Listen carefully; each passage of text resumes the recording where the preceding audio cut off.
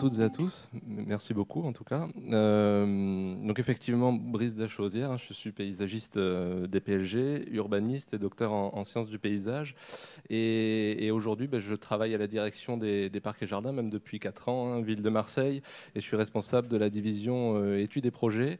Et dans ce service, il y a plusieurs missions. Et c'est une de ces missions que je souhaiterais vous montrer aujourd'hui dans cette présentation. Parmi les missions, j'ai des missions de restauration, renaturation, création de nouveaux parcs ou programmation de nouveaux parcs, des plus grandes études à l'échelle de la ville aussi sur tout ce qui touche à la nature en ville, et parcs et jardins. Et une mission que je trouve très intéressante qui concerne l'instruction du volet paysage des autorisations d'urbanisme. Et donc c'est une petite mission, parce qu'il y a une instructrice du droit du sol qui y travaille. Et comment ça se fait que ça... Ah, pardon. Et donc on émet environ 500 avis pour le service d'urbanisme de la ville, qui est compris dans une autre direction, la direction de l'urbanisme, mais qui permet de mieux formaliser les avis finaux auprès des pétitionnaires, auprès des promoteurs. Donc, finalement, moi, quand j'ai commencé quand j'ai pris ce petit service, ça m'a fait me poser beaucoup de questions. Et finalement, on voit... Attendez, pardon, j'enlève ça. Finalement, on se pose, quand on fait de l'instruction volet paysage des autorisations d'urbanisme, on se pose immédiatement la question de ce qui existe sur les parcelles sur lesquelles les pétitionnaires proposent d'insérer des constructions. Et il y a un certain nombre d'enjeux qu'on peut toucher du doigt, c'est-à-dire, c'est les questions que je me suis posées quand je suis arrivé, c'est-à-dire comment instruire finalement le volet paysage et tenir plus particulièrement compte des arbres. Et à Marseille, tenir compte des arbres, c'est tenir compte des arbres de l'ancienne campagne bastidaire, puisque vous savez que dans cette ville, il y a encore le reliquat de la campagne passée, avec un certain nombre de grands bosquets, de grands arbres qui ont pour beaucoup plus de 100 ans. Finalement, c'est aussi se poser la question de comment juger de la valeur, qu'elle soit esthétique, paysagère, écologique, de cette composante arbre à l'échelle d'une parcelle, mais qui peut renvoyer complètement à l'échelle d'un quartier et à l'échelle de la ville en fonction de comment on pense aux arbres dans la ville. Se poser la question de quels sont les outils, et ça c'est important, qui nous sont à disposition pour préserver cette composante paysagère au sein des parcelles, et comment instruire la parcelle tout en gardant à l'esprit qu'il faut que l'arbre a un intérêt fonctionnel à l'échelle d'un quartier. Donc là, vous voyez, par exemple, sur les images d'en bas, trois... Vous les voyez? Vous ne voyez pas? Ah, c'est dommage. Ah. On peut couper la lumière, peut-être, qui est à droite parce que... Pardon, je vous cache un peu. Vous voyez mieux?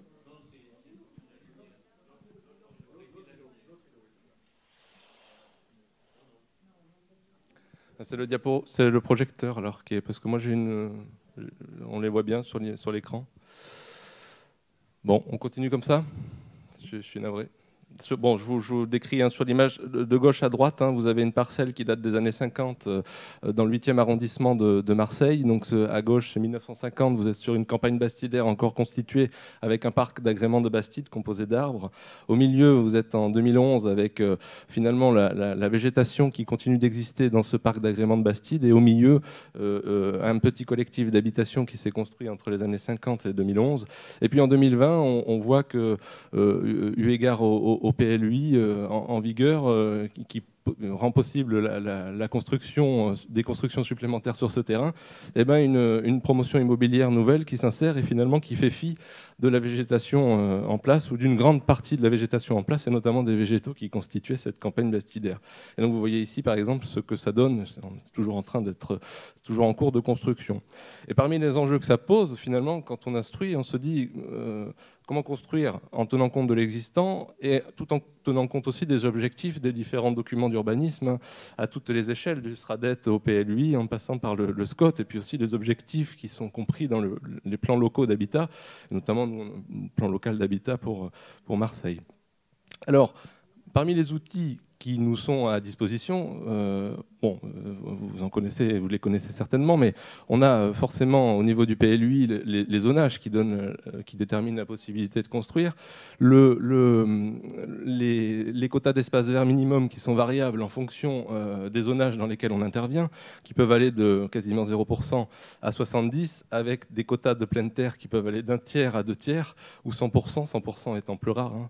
Souvent on est sur un tiers à 2 tiers. Il y a les espaces boisés classés. Alors ça c'est un outil effectivement important et intéressant qui couvre parfois un certain nombre sur des parcelles beaucoup de végétation, mais quand on n'a pas d'espace boisé classé et quand on n'a pas ce qui s'appelle dans le PLUI à Marseille les espaces verts protégés de différentes catégories 1, 2 et 3, l'EVP catégorie 1 étant plus prescriptif que l'EVP catégorie 3. Donc catégorie 3, il me semble qu'on doit pouvoir construire encore 40% de la parcelle. Quand sur des terrains, il n'y a pas d'espace boisé qui protège le boisement ou d'EVP 1, 2, 3 qui protège le boisement, ça rend plus possible la construction, ce qui peut poser question quand on fait de l'instruction. Alors ensuite, il y a, parmi le volet d'outillage, il y a les orientations d'aménagement programmatique. Alors, vous le savez, il y a des orientations programmatiques sectorielles, donc par secteur géographique, et plus thématiques. Et à Marseille, comme je pense dans d'autres villes de France, alors celle-là, c'est le nom qu'elle porte à Marseille, elle s'appelle Qualité des formes urbaines, ou donc CAFU. Et dans cette OAP, il y a un petit volet qui concerne la composante paysage. Donc vous avez à droite un peu la logique de cette OAP et de ce volet composante du paysage. C'est assez simple, mais ça peut être assez efficace, c'est un bon outil. Ça dit en fait que le pétitionnaire doit essayer de s'insérer sur la parcelle entre la végétation existante et de prendre en compte au maximum la végétation existante, donc de composer ces bâtiments en fonction des grandes masses boisées. Voilà, c'est ce que ça dit. Alors, ça parle des grandes masses boisées et pas des prairies, mais c'est déjà pas mal. Bon, quand on est au centre-ville, il y a un autre outil, c'est l'aire de valorisation du patrimoine, mais bon, en centre-ville, c'est plus rare il y a moins d'arbres, donc il y a moins de problématiques. Alors, moi j'ai voulu vous montrer finalement un exemple que parmi les plus de 500 exemples que je pourrais trouver à vous montrer, un exemple qui me semble assez intéressant, qui se pose à l'échelle de la parcelle, mais on verra à la fin, finalement, pose la question à l'échelle d'un quartier et de la ville. Alors, on est dans un zonage en UC1. C'est pareil, c'est pas très loin de l'exemple précédent que je vous ai montré pour illustrer le début de la communication. On est tout près d'ailleurs, à moins de 200 mètres à vol d'oiseau. Donc c'est déjà pour vous dire qu'à l'échelle du quartier, il y a une vraie transformation dans ce secteur, dans le 8e. Donc on est en zonage UC1, c'est-à-dire un zonage qui permet la réalisation de tissus discontinus de collectifs. Et on est entre de l'UC1 et de l'UC2 qui permet aussi la construction de plus grands collectifs. Donc finalement, vous voyez, là, du côté gauche, est-ce que vous voyez bien ? Du côté gauche, on est sur plutôt du pavillonnaire avec une mutation possible sur du petit collectif R+3. Et du côté droit, on est sur des petits collectifs qui peuvent monter un peu plus. Donc on est entre de l'UC1 et de l'UC2. L'UC1 propose du 3 étages maximum, zone mixte possible, et un taux d'espace vert supérieur à 60%, et si on est sur l'équipement public, 30%, avec de la pleine terre à 2 tiers, avec un arbre tous les 100 mètres carrés, ce qui est honnêtement pas vraiment beaucoup dans des parcelles de ce type par rapport à la végétation qui constitue déjà ces parcelles. Et quand on regarde la cartographie du PLUI, sur cette parcelle, il n'y a aucun élément de protection qui protège les éléments arborés. Voilà.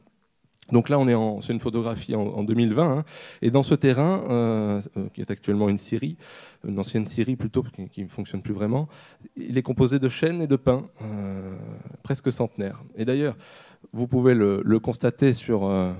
oui, là, vous voyez bien. Vous pouvez le constater sur la photographie aérienne de droite, qui est une photographie aérienne des années 50, qu'on trouve sur Géoportail. Et j'ai fait l'exercice de regarder aussi en 1926 avec les couvertures anciennes aériennes. Et on peut se rendre compte qu'en 1926, il y avait déjà les végétaux, en plus petit bien sûr, constitutifs de la parcelle que vous pouvez voir à gauche en 2020. Donc c'était, comme je vous l'ai dit, des pins, donc des pins centenaires, quasiment centenaires, donc je pense même centenaires, et des chênes qui sont aussi centenaires. Alors, quand on a reçu le permis à instruire, on a reçu un certain nombre de documents, et parmi les documents figurait le plan projet, comme d'habitude, hein, puisque les pétitionnaires donnent toujours les mêmes types de dossiers, hein, c'est lié aux lois, au code de l'urbanisme, et on pouvait voir que l'ensemble des arbres, donc tout ce qui est en rouge sur le plan du milieu, l'ensemble des arbres allait être coupé au profit des constructions. Donc vous pouvez voir les constructions. Là, vous avez finalement la grande zone boisée que vous pouvez voir sur la petite photographie de gauche, hein, qui donne zone boisée qu'on voit au passage depuis la rue. Tout à fait intéressant parce que ça participe d'accrocher la vue aux riverains quand ils passent sur cette rue, et donc de voir une forme de bosquet qui témoigne aussi du passé bastidaire de cette ville. Donc vous voyez en rouge ici sur ce plan tous les arbres qui allaient être supprimés, et en vert ceux qui allaient être conservés, donc autrement dit des petits arbres au fond de parcelles, et donc à droite le permis proposé, le premier permis proposé, avec un gros plot de construction là où se situe l'ensemble du bosquet. Voilà. Alors on coupe ce que ça donnait, hein, donc vous voyez ce gros plot de construction quasiment ici, hein, sur cette parcelle. Et donc, à l'instruction, on a émis un avis défavorable, justement au titre de l'orientation d'aménagement programmatique qualité des formes urbaines, pour la composante du paysage, peu prise en compte dans le cas de cette parcelle. Alors, s'en est suivi une discussion, c'est ça que je trouve intéressant dans l'usage de cette orientation d'aménagement programmatique, c'est finalement la discussion qui s'en est suivie avec le pétitionnaire, l'architecte qui travaillait pour le promoteur et le paysagiste qui travaillait pour le promoteur. Et bon, j'ai eu plusieurs réunions avec eux, hein, et le service des autorisations d'urbanisme qui encadre les autorisations d'urbanisme. Et on s'est rendu sur le terrain parce qu'au début, ils me disaient que bah, c'était pas grave, de toute façon, les arbres étaient vétustes, 100 ans c'est déjà vieux pour un pin. Bon, certes, peut-être, mais il a peut-être encore quelques années à vivre, et il peut faire des rejetons.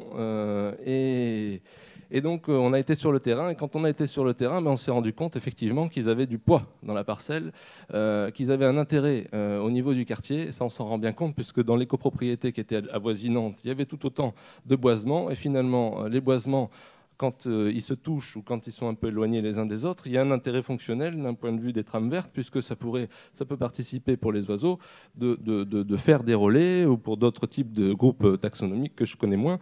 Voilà, donc c'était tout à fait intéressant. Et on a été suivi des faits sur le rejet du premier permis de construire. Et ça a participé de travailler avec le pétitionnaire pour faire mieux.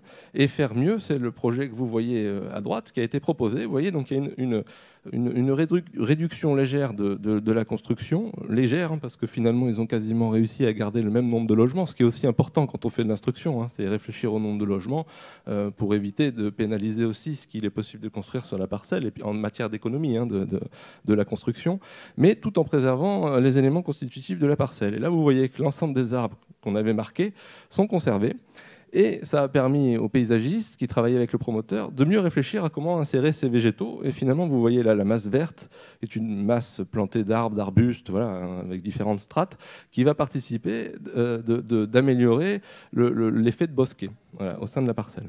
Donc je trouve qu'il y a finalement eu un effet positif dans toute cette démarche et dans toute la méthode qui a été mise en place. Et c'est la méthode que personnellement on a mis en place dans le service et quand on fait de l'instruction du volet paysage. Et donc ça c'est un exemple, j'aurais pu vous en trouver d'autres.